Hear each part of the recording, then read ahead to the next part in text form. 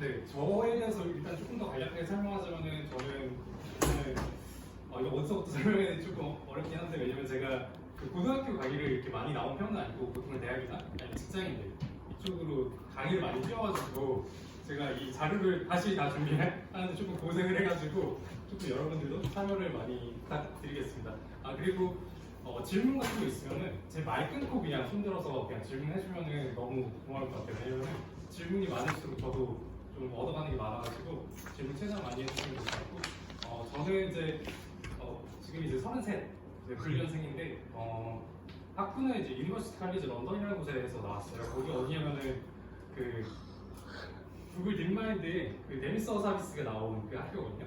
거기서 이제 제 기계공학을 전공하고 그 다음에 석사로 이제 한국에서 석사하고 그 다음에 자율주행 쪽 연구를 하다가 최근에는 그 미래에셋 자산운용에서 AI를 활용한 그 주식 투자 전략 이런 거를 제가 펀드 매니저로 조금 잠깐 일을 하다가 그 다음에 이제 원블릭 AI에서 이런 개발을 맡게 돼서 그 AI를 저도 이제 배우기도 하고 이걸 요런데 저런데 막 적용을 많이 해봐가지고 이게 어떨 때 잘 되고 어떨 때 좀 안 되는지 이런 거에 대한 좀 감이 있어가지고 여러분들도 막 하면서 이거 AI로 되나요? 이거 AI로 되나요? 그런 것들을 막 알려주시면은 지금은 안 될 수도 있지만 나중에는 다 될 거거든요. 그래가지고 지금 되는지 안 되는지 한번 알려드릴 수 있을 것 같아요. 네. 그래가지고 일단 원클릭 AI에서 하는 거는 일단 이렇게 이론을 많이 배우는 것보다는 이론을 알기 전에 일단 한번 써보는 게 저희는 되게 중요하다고 생각하거든요. 왜냐면 이론은 되게 지루하고 배우는데 시간이 많이 오래 걸려가지고 조금 응용할 수 있는 그런 플랫폼을 저희가 개발해가지고 조금 더 많이 알 수 있게 이렇게 개발했습니다. 일단은 저희가 이제 처음에 이거 웹 플랫폼을 만들면서 던진 질문이 이거예요. 저희가 이제 AI 선진국이 되려면 어떤 인재가 더 많이 필요할까?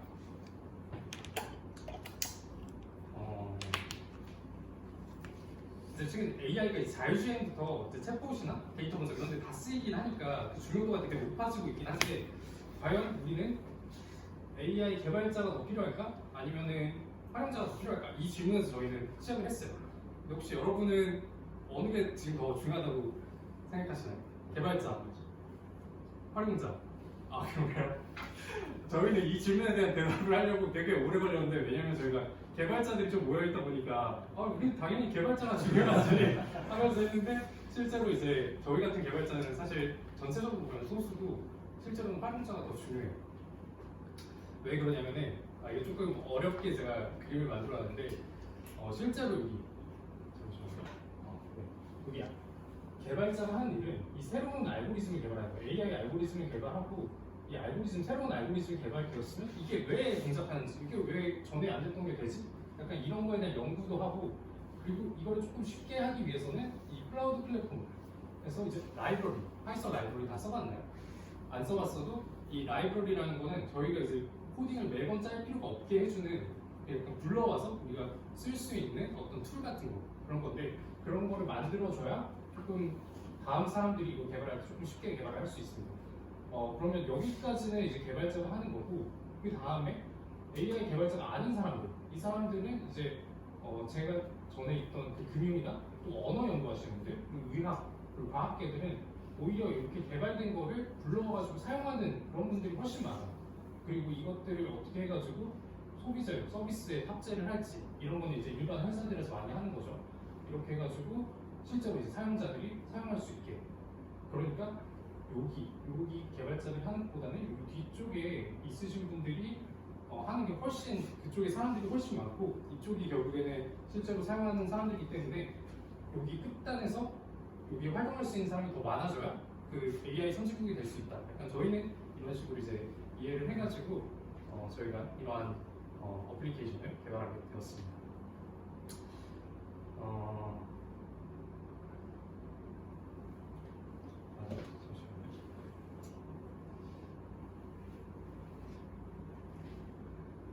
그리고 이번 수업은 그 인공지능을 이제 구현하는 기술인 머신러닝 개념을 이해해보고 이제 한번 같이 해보는 그런 수업인데 우선 기계를 학습시키는 방법에는 되게 다양한 방법이 있어요.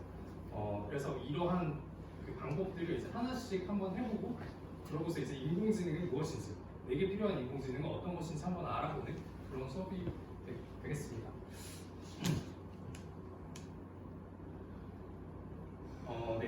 머신러닝은 기계학습이라고도 하는데요. 그러니까 사실 똑같은 단어예요. 머신러닝이니까 기계학습.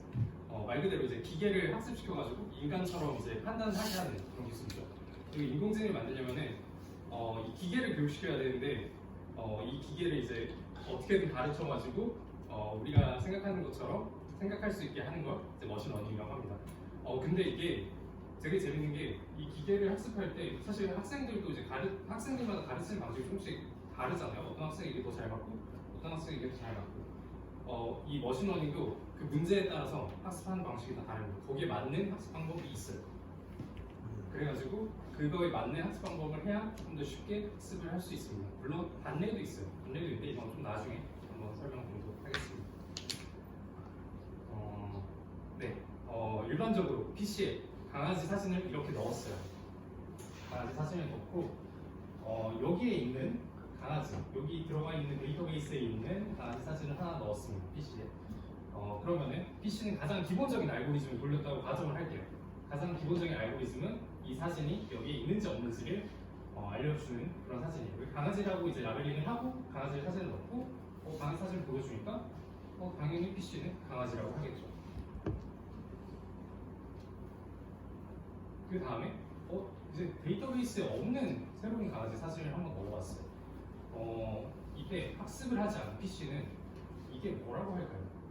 라고 하면은 모른다고 할 겁니다. 실제로 모른다고 하진 않고 어떠한 랜덤한 쓰레기값을 하나 내주겠죠. 그런데 이거는 저희가 원하는 그런 인공지능이 아니에요.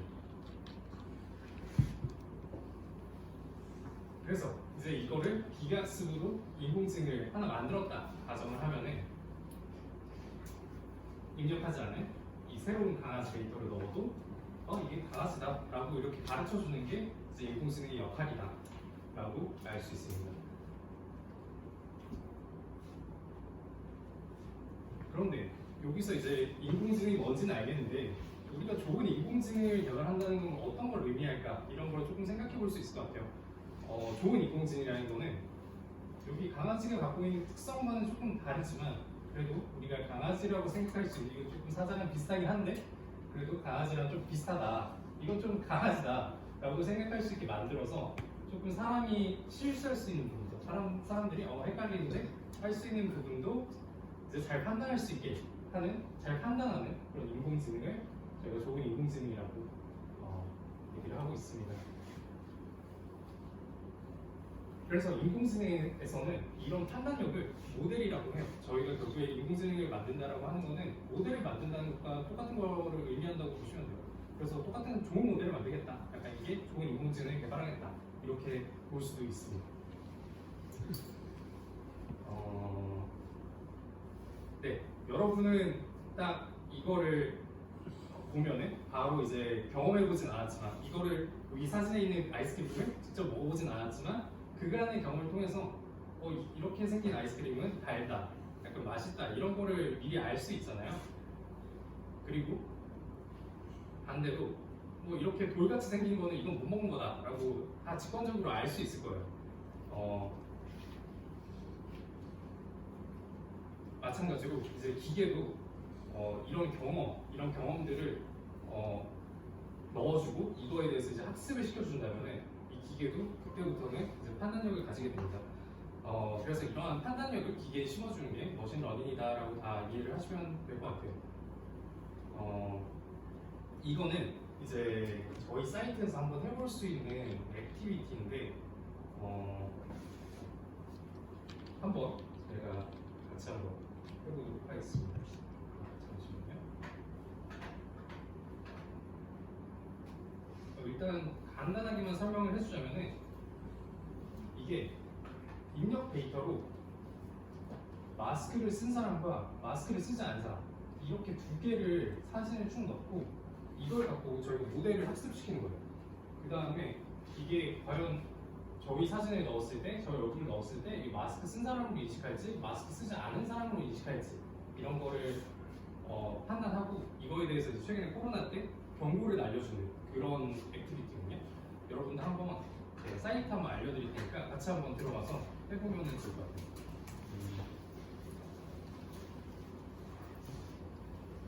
사이트는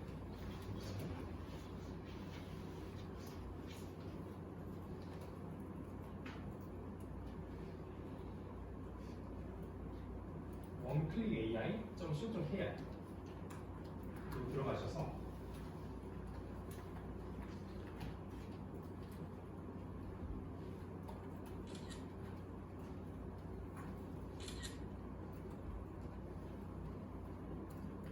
여기 오른쪽 구석에 있는 시작하기 그 oneclickai.co.kr로 들어가셔요. 올려서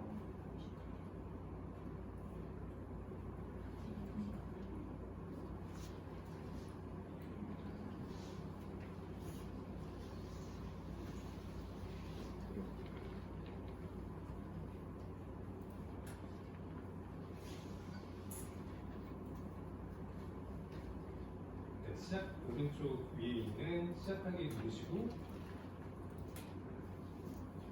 이미지 분류 여기 들어가셔가지고 여기 다시 오른쪽 위에 왼쪽 위에 보시면은 여기 코로나 마스크라고 표 분류 이미지 분류 아래 코로나 마스크라고 있어요. 이거를 한번 클릭해 보신 다음에 여기 학습하기를 한번 눌러볼게요. 그러면 여기 카메라 사용이 뜨는데 이거 허용해 주셔야 됩니다.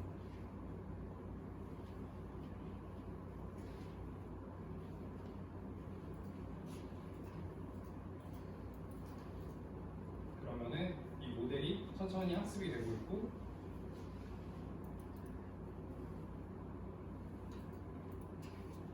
저도 한번 해볼게요. 일단 제가 마스크 착용했는지 안 착용했는지 이거를 한번 보겠습니다. 저도 잘 안 보이는데 잠시만요. 이제를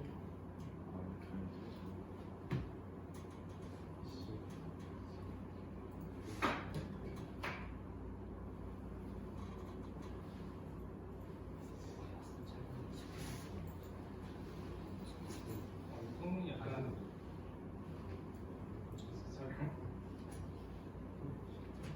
네, 그렇죠.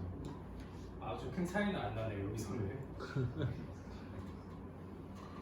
네, 이렇게 차이가 안 나는 이유는 제 얼굴이 여기 데이터 안에 안 들어가 있기 때문이에요. 혹시 지금 마스크 쓰고 계신 분이 없는데 제가 여기다가 데이터 편집을 하기를 해가지고 데이터를 추가해 보겠습니다. 이렇게 해가지고 그 마스크 착용한 거를 손으로 가는 걸로 이렇게 넣고 그리고 안 한 거를 이렇게 몇 개 더 넣을게요. 그리고 다시 한번 학습해 보겠습니다.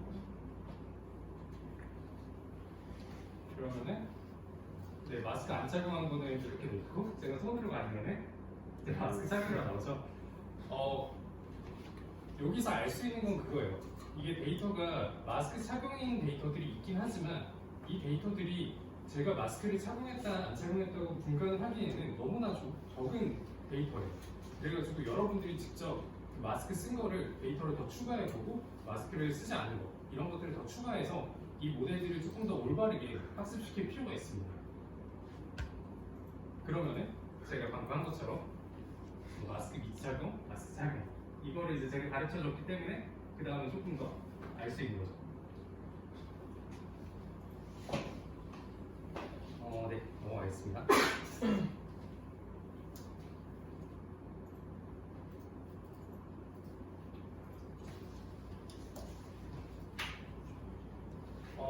기본적으로는 이런 데이터들이 많이 들어가면은 기존에 학습시키지 않은 사람이라고 하더라도 이게 마스크 착용인지 안 착용인지 이거를 잘 판단할 수 있게 돼요.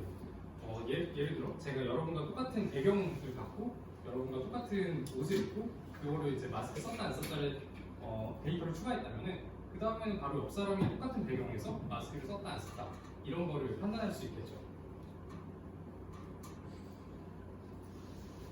물론 그 인공지능이 잘 판단하려면은 이런 실수가 들어가면은 아주 치명적입니다. 그러니까 이런 실수는 어떤 거냐면은 여기에 마스크 미착용이라고 써 있는데 마스크 착용돼 이런 게 들어가게 되면은 인공지능이 이걸 학습을 하기가 되게 어려워요. 그래서 이런 데이터들을 빼주는 작업을 여러분들이 열심히 해야 됩니다. 실제 업무에서 가장 많이 쓰는 시간을 가장 많이 할애하는 부분이 이런 부분이에요. 데이터가 잘못 들어간 부분을 일일이 확인해 줘야 되는데 여러분이 생각해 보세요. 데이터가 100만 개가 있어요. 여기서 잘못된 데이터를 빼주세요. 이렇게 하면은 되게 난감해요. 그래서 이 데이터를 빼는 알고리즘을 작성하는 부분이 실제 업무에서 상당히 큰 비중을 차지합니다. 여러분도 나중에 인공지능이 너무 좋아서 이쪽으로 왔어요 하는데 실제로 가장 먼저 하게 될 업무는 데이터를 일일이 보고 이렇게 내려갔든 이렇게 잘못된 데이터를 하나씩 발라내는 작업을 가장 먼저 하게 됩니다. 대표님 질문 있습니다. 예. 실제 그 업무의 명칭을 뭐라고? 데이터 현장- 프리프로세싱이라고 보통을 많이 합니다. 아. 데이터 클렌징 또는 프리프로세싱. 클렌징. 네, 알겠습니다. 데이터 클렌징을 하는 부분이 그 인력 소모도 되게 심해가지고 그때는 사람도 많이 뽑고 데이터 클렌징만을 위해서 그것만을 위한 소프트웨어도 따로 만들어서 아, 개발을 하기도 합니다. 감사합니다. 실제로 저 자율주행 같은 거 업무를 할 때는 이 사진을 딱 보고 어느 부분이 땅이다, 그러니까 어느 부분이 이제 도로다라는 거를 알려주려면은 이렇게 색연필로 이렇게 칠하거든요. 그 그림판에서 그 색연필로 칠하는 게 수천 장에 대해서 해야 되니까 그때 이제 학생들, 방학인 학생들을 막 불러가지고 여러분 이제 다 같이 도로를 색칠해 주세요 하면서 한 300장 하면 집에 가셔도 돼요 하면서 그렇게 데이터를 쌓고 그걸로 훈련을 해요. 알바비도 주는 겁니다. 아 그럼요. 알바비는. 알바비 얼마 줍니까? 아 그거를 제가 주지 않아요. 그거를 얘네 잘할 것 같은데. 그리고 실제로 그런 알바가 되게 많아져가지고 여러분들도 나중에 한번 알 수도 있을 거예요. 그 챗GPT도 처음에 이 데이터 클렌징 작업을 하려고 사람들이 되게 많이 고용해서 그 질문에 그 챗GPT는 질문을 하면 대답을 하잖아요. 이 대답이 올바른 대답인지 몇 점을 주거나 이 대답에 대해서 그런 거 가지고 이제 사람들이 고용해가지고 알바로 하더라고요. 네. 질문 너무 감사드립니다. 아, 너무 행복했어요 질문. 지금 많이 합니다, 저. 네. 그 다음 예제는 이제 기계학습을 이제 온라인 마트에서 고객들에게 물건 추천해주는 그 AI를 만들 때도 쓸 수가 있는데 고객들이 일주일 동안 온라인 마트에서 구매한 목록을 이렇게 가리고 어떤 물건을 구매했는지 가리고 여기서 이것만 보고 사람 1한테 그 A라는 물건을 샀는데 같이 사람 1이 A라는 물건을 샀을 때 어떤 물건을 추천해주면 좋을지 이거를 추천해주다고 한번 얘기를 해볼게요.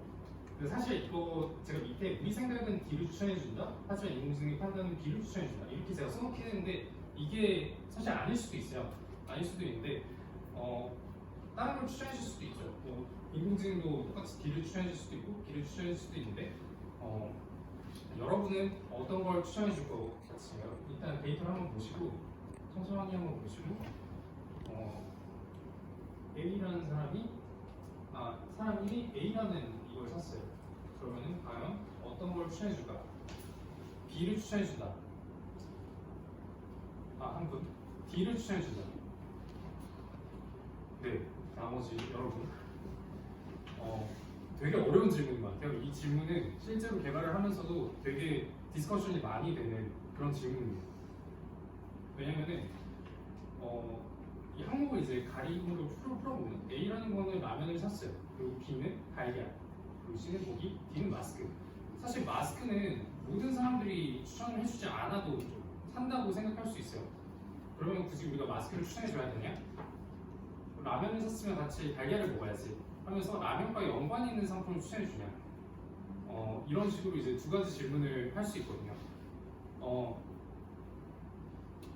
만약에 저한테 둘 중에 하나를 고르라고 하면은 저는 아마 더 연관 있는 달걀을 추천해줄 것 같습니다. 하지만 이런 추천 시스템을 가장 많이 개발한 데가 이제 아무래도 여러분들도 잘 알고 계신 넷플릭스예요. 넷플릭스는 어떤 영상을 보면은 그 다음 영상으로 어떤 영상을 추천해줄지 이거를 개발하는데 아주 많은 돈을 쓰고 있거든요. 넷플릭스는 이 두 개 다 추천해줍니다. 밑으로 가면은 두 번째 줄에는 달걀을 추천해주고 그 다음에는 사람들이 다 보는 마스크를 버리나? 여러분들 뭐 보시나요? 최근에 무비 이런 거를 추천해줄 수도 있죠. 그러니까 사람들이 많이 사는 거를 그냥 추천해줄 수도 있고 당신과 가장 연관이 없는 걸 추천해줄 수도 있습니다. 사실 이거에 대한 정답은 없어요. 하지만 이제 여러분들이 뭐에 대해 더 집중을 하냐 이거에 따라서 결과가 달라질 수 있습니다.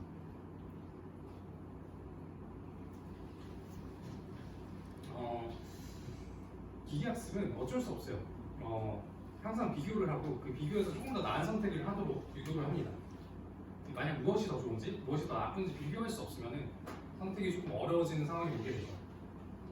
조금 쉬운 비교를 한번 말해볼게요. 이렇게 왼쪽처럼 복숭아가 같은 복숭아인데 하나는 2,000원, 하나는 1,000원 한다 라고 하는 건 상당히 쉬운 비교죠. 저희가 많이 구매를 한다고 하면은 당연히 1,000원짜리를 구매할 테니까요. 그리고 집에 가는 거리도 1,000m를 가냐 아니면 500m를 가냐 이것도 상당히 쉬운 비교예요. 만약 운동을 할 생각이 없다면 조금 더 짧은 거리를 가려고 하겠죠. 그런데 다음과 같이 조금 고려돼야 할 사항이 좀 많으면 이때부터는 좀 머리가 아파집니다. 이 핸드폰을 많이 비교한다고 해요.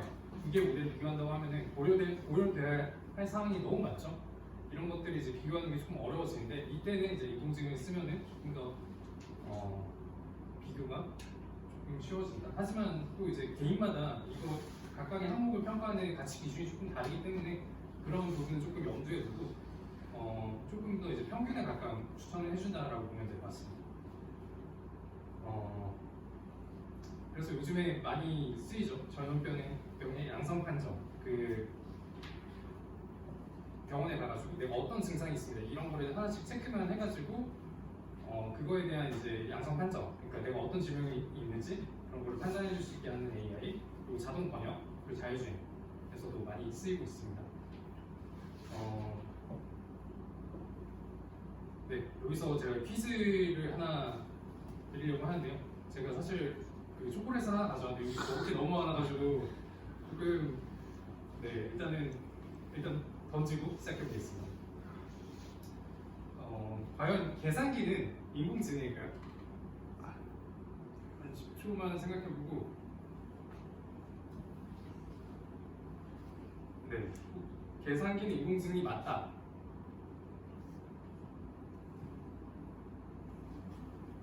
네 분? 네. 계산기는 인공지능이 아니다. 선생님은 왜 아니라고 생각하시나요? 계산기요? 네. 머신러닝의 범주에 속하지 않고 일반적인 코딩으로 설계 가능해가지고 그런 거. 연산기호 7개만 쓰면 계산기 다 만들 수 있으니까. 아닙니까? 초콜릿 제 겁니까? 선생님이 말씀하신 게 교과서적인 답변이 딱 그겁니다. 교과서에 나오면 딱 그렇게 답변이 나와 있어요. 네. 혹시 맞다고 생각하시는 분들 왜 맞다고? 네, 그러니까 저거랑 반대적으로 그냥 머신러닝을 활용한 계산기 충분히 만들 수 있다고 생각을 해가지고 그게 어려운 방법일지라도 그렇게 만들면 저는 인공지능을 너무 좋은 답변이에요. 계산기가 나중에 활용되어가지고 인공지능에 사용된다면 그 계산기 자체도 인공지능이 아니야. 왜냐면은 모델도 결국에는 엄청 큰 계산기라고 볼 수도 있거든요. 그래가지고 틀린 답이 아닙니다. 저는 이것도 맞다고 생각하거든요. 그러니까 머신러닝의 활용을 보냐, 아니면은 그거가 이제 사용하고 있는 그 자체, 그 수학적 수식을 보냐, 약간 그거의 차이지. 제 생각에는 약간 어떤 그 어프로치를 사용하냐에 따라서 조금 달라질 수도 있을 것 같아요. 실제로 머신러닝, AI의 그 정의 중 하나가 그 활용이 있거든요. 인간의 그 뇌를 사용하는 그거를 대체할 수 있다면 이것도 AI다. 그래가지고 사실 제 생각엔 이 계산기가 되게 중립적인 그 위치에 있다고 생각을 해가지고 네, 너무 바뀐 점이죠. 감사합니다. 네, 그러면은 앞으로도 퀴즈가 좀 있기 때문에 네, 그러면은 이제부터는 좀 이제 기계학습의 그 분류에 대해서 조금 알려드릴게요. 그 기계학습은 크게 세 가지로 나뉘거든요.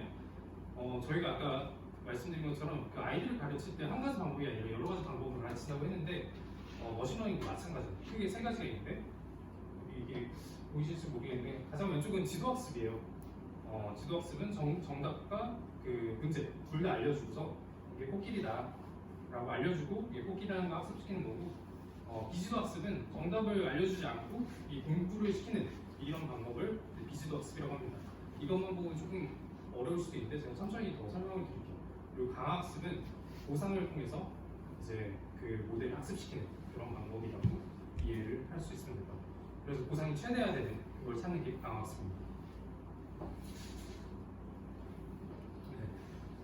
지도학습에 대해서 조금 더 설명을 드리자면 여기 이제 왼쪽에 강아지가 있고 오른쪽에 이제 고양이가 있어요. 그러면은 얘네들을 이제 강아지, 아까 그 마스크 훈련한 것처럼 얘네들이 강아지다라고 하고 강아지에 대한 사진을 엄청 많이 넣습니다. 그리고 이 오른쪽에는 고양이라고 하는 거를 엄청 많이 넣고 이제 학습을 시키는 거죠. 아까 마스크에도 이제 원인인 그 사진을 넣고 결과인 그 마스크 착용, 그다음에 라벨링. 이 결과를 또 다른 이유는 이제 라벨링이라고 하거든요. 이 그림에 대한 라벨링은 없다라고 해가지고 이런 식으로 매칭되는 거를 입력을 원인을 넣고 이제 결과를 이제 학습시킨다. 그래서 이 지도학습은 조금 역사랑 비슷하다고 많이 얘기를 하는 것 같아요. 역사는 이제 과거에 있었던 사건이 이제 결과로 기록이 되어 있는데 이 역사를 알면은 또 새로운 어떤 비슷한 사건이 일어났을 때 그 결과로 어떤 일이 일어날 수 있는지 저희가 조금 예측을 할 수 있게 되니까 그런 걸로 이제 마찬가지로 이제 지도학습은 과거의 데이터로 학습을 해가지고 이제 미래를 예측할 수 있게 하는 혹은 지금 현상을 이해할 수 있게 하는 그런 툴로 많이 사용을 하고 있습니다.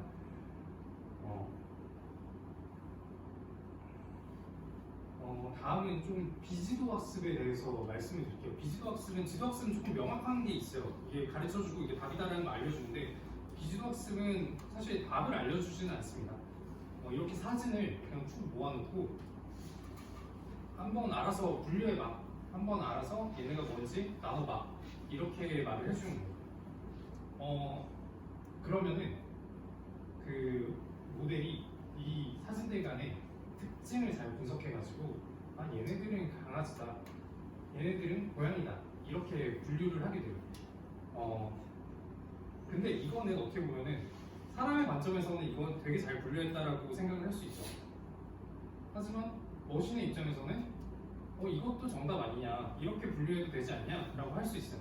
왜냐면은 왼쪽은 조금 더 이제 어두운 색, 좀 더 주황색이랑 갈색이 많이 섞여 있는 톤이 있고 또 오른쪽은 좀 더 하얀 애들이 많으니까 이것도 이런 분류 방법도 정답 아니에요? 라고 이렇게 알려줄 거예요. 그러면 저희는 이것도 맞지라고 하는 방법밖에 없어요. 이게 저희가 생각하는 그 개념이 그 비지도 학습에는 들어갈 필요가 없거든요. 그래가지고 비지도 학습은 어떻게든 여기 자기만의 방법을 찾아서 분류해주는 그런 방식이라고 볼 수 있습니다. 그래서 그 지도학습이 역사, 그러니까 과거의 어떤 현상을 보고 이 결과를 이해하는 거였다면은 비지도학습은 조금 탐험적이에요. 조금 더 이제 새로운 걸 해보자. 우리가 지금까지 알고 있던 거를 싹 다 머릿속에서 지우고 이 변수들끼리만의 관계를 새로운 관계를 한번 찾아보자. 이렇게 하는 게 탐험적이니까 조금 더 비지도학습은 탐험적이다라고 볼 수 있을 것 같습니다. 마지막으로 강화학습인데 강화학습은 이제 보상을 통해서 이제 벌은 최소화하고 또 상은 최대화하는 건데 여기서도 보시면은 모델에 이제 강아지 사진을 입력했어요. 근데 모델이 처음에 학습에 안 됐으니까 이거 고양이라고 말을 해버린 거예요. 그러면 여기에 대해서는 마이너스 1점을 줍니다. 그러면은 다음에는 벌점을 먹었으니까 이 행동을 안 하겠죠. 그리고 강아지 사진을 입력했는데 강아지라고 했어요 모델이. 그러면은 모델한테 보상 1점을 줍니다. 그러면은 모델은 그 다음에도 똑같은 행동을 할 확률이 올라가요. 이런 식으로 이제 모델을 학습하는 건데 강화학습은 이제 조금 더 게임이랑 비슷하죠. 점수를 최고로 올리려고 하는 게 이제 강화학습이니까 이런 거를 이제 조금 더 잘해보자라고 하는 게 강화학습이고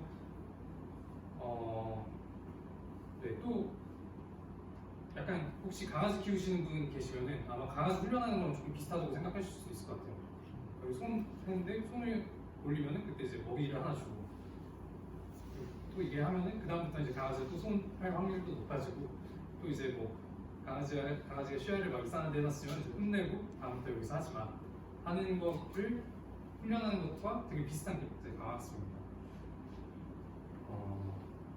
네, 또 퀴즈가 있는데 저는 약간 이 퀴즈가 조금 어렵지 않을지 고민을 많이 했는데 그래도 한번 풀어보고 싶어가지고 한번 내봤습니다. 여러분이 의사가 됐습니다. 여러분은 이제 많은 환자들을 봤고 이제 CT 스캔은 여러분 뭔지 알죠? CT 스캔 사진을 보고 환자에게 문제가 있는지 없는지를 분류하는 AI를 개발하고 싶어요. 그럼 어떤 학습을 하면 될까요? 1번 지도학습, 2번 비지도학습, 3번 강화학습. 지도학습이라고 생각하는 사람, 비지도학습이라고 생각하는 사람, 강화학습이라고 생각하는 사람. 사실 이것도 완벽한 답이 있는 건 아닌데 제가 알기로 아직까지 강화학습을 통해서 이거를 하는 경우는 아직까지는 없는 걸로 제가 알고 있어요. 제 생각의 정답은 일단은 80% 정답은 지도학습이라고 알고 있습니다. 그런데 지도학습이라고 생각하시면 네. 왜 지도학습이라고 생각하십니까? 비지도 학습 약간 새로운 공통점 그런 생명을 다루는 이렇게 새로운 느낌으로 하면 안 돼요. 새로운 느낌으로 가면 안 된다. 그래서 비지도 학습이 조금 어려워가지고 지도 학습이다. 조금 맞네. 비지도 학습 하신 분, 왜 비지도 학습이라고? 경험이 여러 가지가 있으니까 그 여러 가지를 다 지도학습으로 하는 그것도 맞는 말이에요. 실제로 이게 아직까지 그 정확한 진단이 안 되는 병은 어쩔 수 없이 비지도 학습으로 가거든요. 근데 저희가 이미 알고 있는 병, 암이라든가 이런 거는 다 지도 학습으로 하고 있고 그게 아닌 경우에는 그래서 지금 비지도 학습이 조금 더 커지고 있어요. 전에는 전혀 없다가 그래서 틀린 답은 아니에요. 그래도 답변해 주셔가지고 조금 더 정답한 거.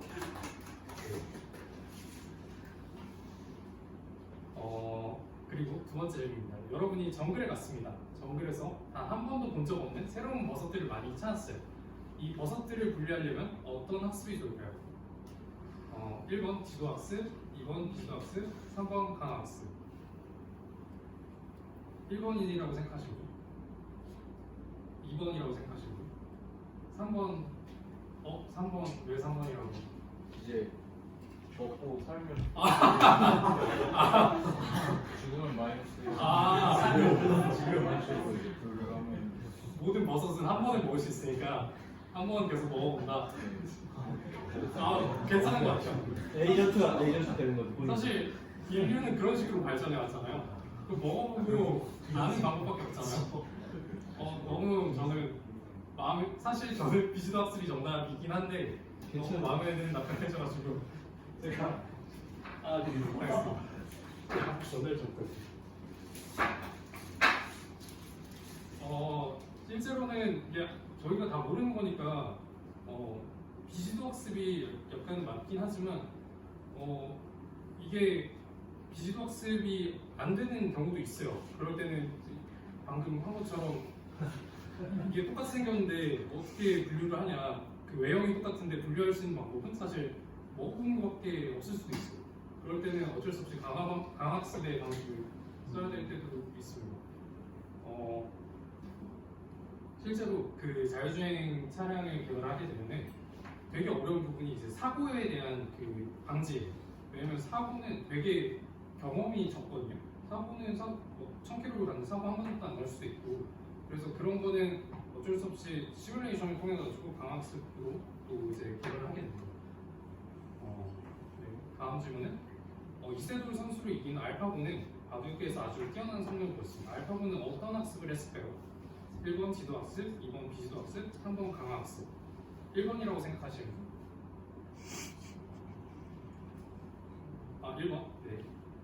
비지도학습이라고 생각하시는 분? 강화학습이라고 생각하시는 분? 1번이라고 생각하시는 분은 왜? 좀 알파고 학습시킬 때그 여러 뭐라고 하나? 그 무슨 기법 같은 거 하나 보여주고 그걸 일일이 다 시킨 다음에 상황에 맞게 시킨 거라고 있어요. 상황에 맞게 시켰다. 알파고 초기 모델은 말씀하신 대로 그 실제 프로 선수들의 기부를 보고서 정답을 알려준 거죠. 정답을 알려주고 똑같이 놓게 했어요. 그렇게 해가지고 처음에 알파고가 처음 그 레이팅을 올리기 시작했고, 그 다음에 레이팅이 너무 올라가고 그 사람만큼 들 수 있게 되자 그 사람보다 더 잘하게 하려고 그 다음에 이제 강학습을 쓰게 됐습니다. 그래서 사실 강학습도 정답이고 지도학습도 정답이에요. 그러면 제가 이제 지도학습을 혼자서 했으니까 역배당으로 알아듣겠습니다. 사실 제가 이렇게 막 질문을 하긴 했는데 대부분의 질문이 답이 하나가 아니에요. 다 답이 한두 개, 두 개, 뭐 다가 답일 수도 있고, 그래가지고 좀 편히 생각해주면 좋을 것 같아요. 마지막 질문입니다. 그 챗 GPT의 원형인 GPT 모델 어떤 학습을 했을까요?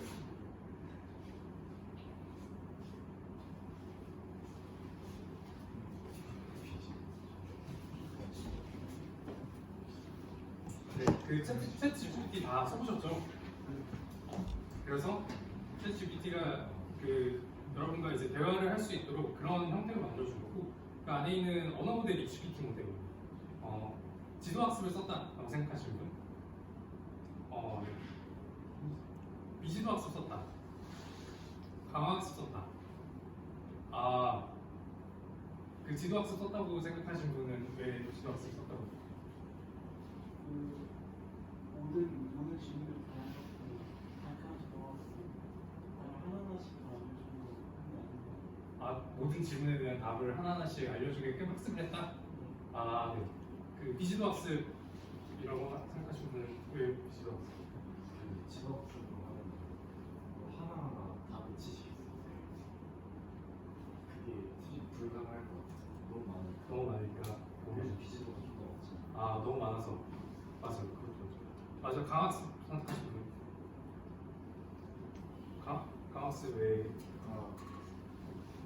그 일단 이 GPT라는 것 자체가 저도 GPT를 많이 써봤지만 질문이 여러 방향으로 나오는 건데 그거를 지도학습으로 하기에는 너무 많은 그런 노력이나 시간들이 들어갈 것 같아서 비효율적이고 사실 비지도 학습이랑 강학습도 좀 비슷하긴 한데 비지도 학습 같은 경우는 사실 사람이 질문을 할 때 이거에 대한 가장 이 사람이 질문한 사람이 좋아할 만한 답변을 줘야 되는데 그때는 이제 비지도 학습보다는 강화 학습을 해서 이제 효율을 좀 더 높이는 쪽으로 가요. 네, 좋은 답입니다. 실제로 챗GPT는 나중에는 강화 학습을 써가지고 말씀하신 대로 좀 더 효율을 높이는 방향으로 했어요. 하지만 그 원형인 GPT 모델은 지도 학습을 썼습니다. 지도 학습을 왜 지도 학습을 썼냐면은 이 원래 모델은 어떻게 동작을 하냐면은 제가 어떤 단어를 입력을 해요. 나는 오늘 여기서 그 다음에 나올 단어를 예측을 하는 게 GPT 모델입니다. 그래서 다음 단어를 계속 예측을 하면은 다음 단어 여기서 저는 이제 음료수를 그 다음 단어를 또 예측하고 마실 거예요. 그리고 그 다음 단어를 또 예측하면은 당신은 하면서 이제 쭉쭉쭉 이제 다음 단어를 예측하는 게 GPT 모델이고 그게 이제 나중에 거대 언어 모델이 되는 초기가 되어서 결국에는 이것도 사실 강학습을 안 썼다고 할 수는 없지만 초기 모델은 지도학습을 썼기 때문에 초기 모델을 말씀해주신 지도학습을 말씀해주신 이게 기분 같아요.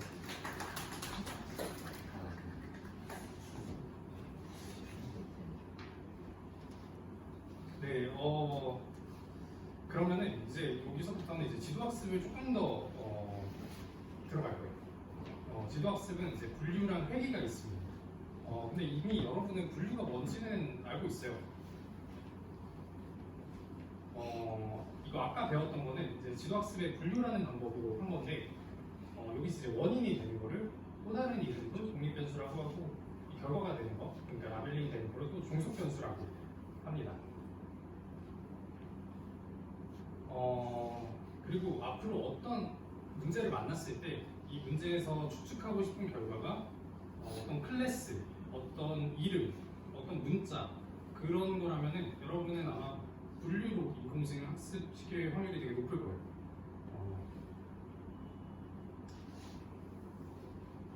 그래서 이게 일단 저희가 함께 오늘 할 예제를 먼저 보여드린 건데 이게 뭐냐면은 프리미어리그에서 토트넘 승률 예측기를 만들기 위해서 데이터를 모은 겁니다.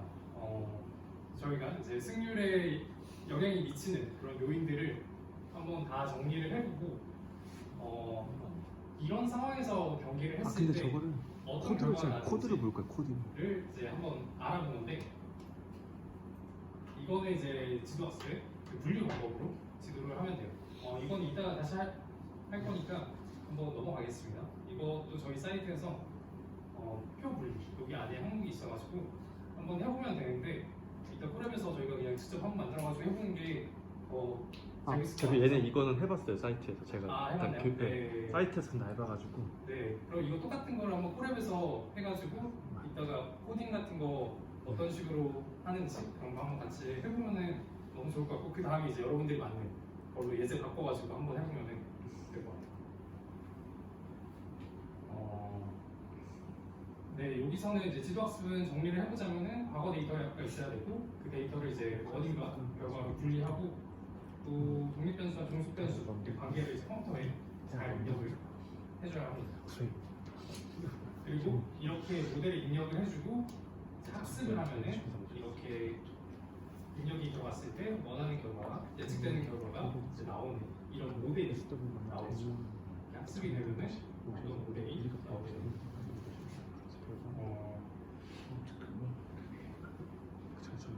그리고 이 지도학습의 또 다른 한 가지는 회기입니다. 회기는 아까는 그 클래스로 나눴는데 어떠한 그 문자나 그다음에 이름으로 이제 분간이 됐던 게 아까 그 승리를 예측되는 승리 무슨 그 패배 이렇게 세 가지로 나뉘었었는데 여기서는 어떤 결과가 숫자로 나오거든요. 그러니까 여러분도 한번 예측을 해볼게요. 이거는 이제 아이스크림 판매량을 예측을 한 건데 데이터는 저희가 임의로 넣었습니다. 온도가 20도일 때 판매량이 40, 온도가 21도일 때 판매량이 42, 온도가 22도일 때 판매량이 43. 그러면은 25도일 때는 어떻게 될까? 이거를 예측하려고 하는 게 이제 회기입니다. 아마 여러분들도 이거 해보셨을 거예요. 그렇게 되면 이제 이 패턴을 찾는 거죠. 패턴을 찾아가지고 회기를 하는데 판매량은 당연히 이 모델은 너무 간단하기 때문에 그냥 간단하게 판매량은 온도 곱하기 2라는 모델을 아마 스스로 알게 될 겁니다. 그리고 회기로 해결할 수 있는 다양한 것들을 생각해 보면은 참 회계로 하는 게 되게 많아요. 저 같은 경우에도 펀드 매니저로 일할 때 주가 예측 모델을 만들 때 처음에는 회계를 사용해가지고 다음날 주가가 몇 %나 오를까 이런 식으로 모델을 개발했거든요. 완전 폭망했습니다. 그때 회계로 열심히 하려고 숫자 하나가 결과한다고 하니까 회계로 열심히 모델을 만들다가 아주 힘들었어요. 나중에는 그 모델을 바꿔가지고 분류 모델로 저는 바꿔서 했는데 회기라는 거는 일단은 이런 예제를 많이 쓸 수 있을 것 같아요. 방금 전에 말한 것처럼 그 판매량, 레모네이드 판매량, 온도랑 레모네이드 판매량을 기록해가지고 오늘 온도가 몇 도인데 얼마나 팔릴 것 같다. 혹은 제가 좀 관심 있게 봤던 거죠. 집값 여기 역세권이다. 또 이제 뭐 어떤 조망이 있다. 또 역세권이다. 또 뭐 어디랑 가깝다. 막 이런 거에 따라서 집값도 많이 바뀌는데 이런 것도 이제 보통 회계로 많이 분석을 하려고 합니다. 그리고 이제 이거 충돌시 사망 확률은 이거는 가능합니다. 가능한데 되게 어려울 거예요. 왜냐면 이런 데이터가 되게 적어서 이런 거는 인공지능으로 풀기에는 조금 아직도 어려운 감이 있습니다. 하지만 나중 되면은 가능할 수 있기 때문에 그리고 나이랑 키 이거는 좀 이제 성장기에 있는 친구들이 나이에 따라서 키가 어느 정도 돼야 된다. 약간 그런 거에 대한 대략적인 감이 있으면 이런 것도 한번 만들어 볼 수 있을 것 같아요. 그래가지고 이것도 이제 아이스크림 판매량, 온도에 따른 아이스크림 판매량도 학습 메뉴에 있어가지고 이것도 나중에 한번 해보실 수 있을 것 같습니다. 일단은 첫 번째 강의는 제가 여기서 끝났고 혹시 질문 있으신가요? 그래서 질문 하나씩 해주세요. 질문 있으신가요? 알겠어요. 성재야 질문해줘. 너 질문 많은 친구잖아. 고등학교 생활에서 막 그 지도 비지도 학습을 통해 가지고 학생들이 뭘 할 수 있을 거라 생각하십니까? 예를 들어 공부 학습량 말고 이제 뭐 다른 저희가 만약에 생각했던 거는 이제 막 자기가 원하는 운동을 선택하려고 하는데 운동은 이제 체형이 또 중요하잖아요. 어떤 운동을 하려면 그래서 체형별로 비지도를 하고 그 체형에 맞는 운동을 좀 찾아서 한번 해보는 건 어떨까요? 그런 생각. 자기 체형에 맞는 운동을 좋은. 농구를 하려면 조금 키도 크고 그 아. 몸무게는 조금 덜 나가는 게 좋을지 잘 모르겠지만 아 예. 그 주식 예측 모델은 어떤 이유 때문에 잘안 되고 좋은 질문이에요. 여러분 다 주식에 관심 많으신가요? 저는 관심 많아가지고 하긴 했는데 일단은 그 회귀 모델, 리그레션, 영어로 리그레션이라고 하는데 그 회귀 모델은 결국에 숫자로 결과가 나오는 거죠. 근데 주가를 예측한다, 다음날의 주가를 예측한다고 할게요. 다음날 주가에 그 최근 1년간 다음날 주가를 예측을 했을 때 평균이 거의 0에 수렴해요. 그러니까 어쨌든 주식이 맨날 오르지 않는 이상 코스피가 그대로다라고 하면은 이게 오르락 내리락 하면서 평균이 0에 수렴을 해요. 그러면 이제 다음날 예측을 했을 때 이 모델이 잘 예측을 하면 좋겠지만 대부분의 모델에서 다음날 주가는 0%라고 예측을 하게 됩니다. 그래서 이게 오를지 내릴지의 결정에 크게 도움이 안 돼요. 그리고 주가는 그 자체로 차트만 보게 되면 되게 노이즈가 심합니다. 그 노이즈를 줄일 수 있으면 되게 좋겠지만 그 줄이는 방법이 되게 어려워요. 그래서 이 회귀 모델을 썼을 때 이게 생각보다는 잘 안 되는 거라고 저희가 판단했어요. 대표님 그럼 과거에 있는 그 하나의 기업 데이터 같은 네. 경우는 그래도 좀 프리딕션 가능하지 않습니까? 예를 들어 마이크로소프트 주가는 한 10년치의 데이터가 차트가 있는데 이렇게 만약에 그런 뭐 다우존스 지수나 이런 것들은 뭔가 이렇게 기업이 빠지고 놓고 막 이렇게 좀 변화가 있지만 변동성이 없는 한 개의 기업 데이터 같은 경우는 좀 가능하지 않을까요라는 질문을 하고 싶습니다.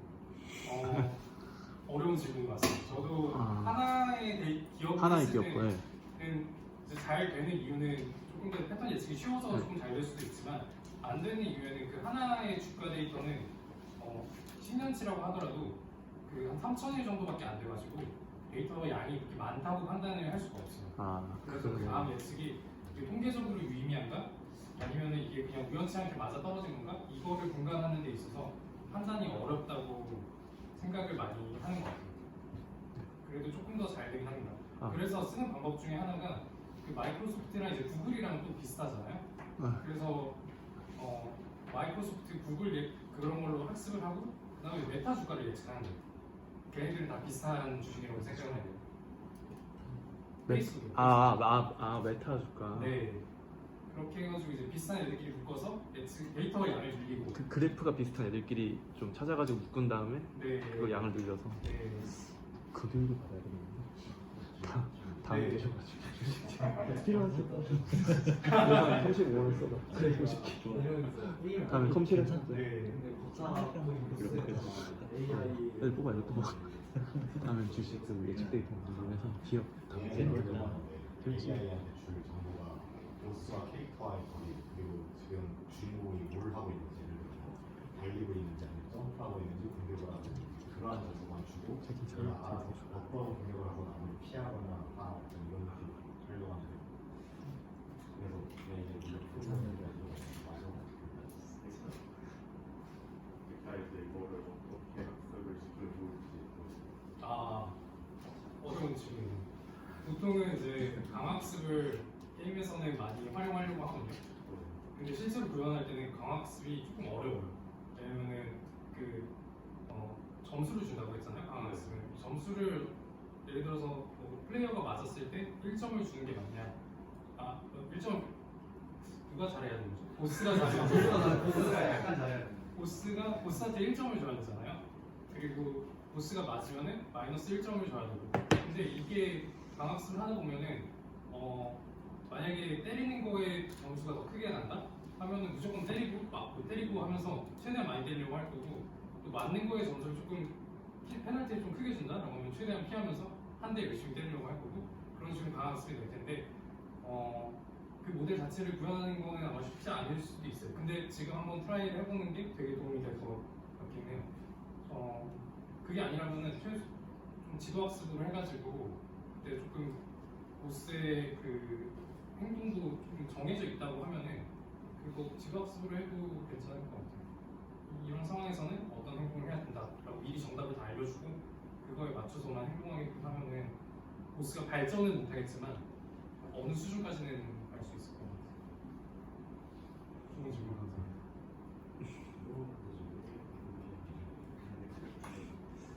5분만 쉬었다 할까? 아, 네. 얘들아 50분 했는데 5분 쉬었다 이제 실습으로 하는 걸로 할게요. 5분만 쉬었다 할게요.